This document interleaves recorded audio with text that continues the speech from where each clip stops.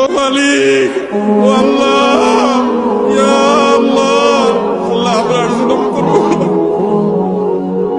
আল্লাহ আমরা আর জুলুম করবো না, আল্লাহ আমরা আর গুনাহ করবো না।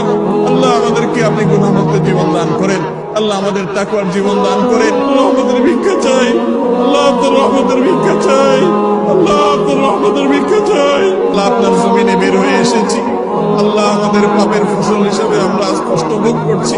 আল্লাহ আমাদের প্রতি আপনি রহম করেন, আল্লাহ আমাদের গুনাহের কারণে আমাদের আযাব দিবেন না, আল্লাহ আমাদের গুনাহের কারণে আল্লাহ আমাদের পশু পাখির কষ্ট দিবেন না, আল্লাহ আমাদের গুনাহের কারণে আমাদের পরিবেশকে ধ্বংস করবেন না।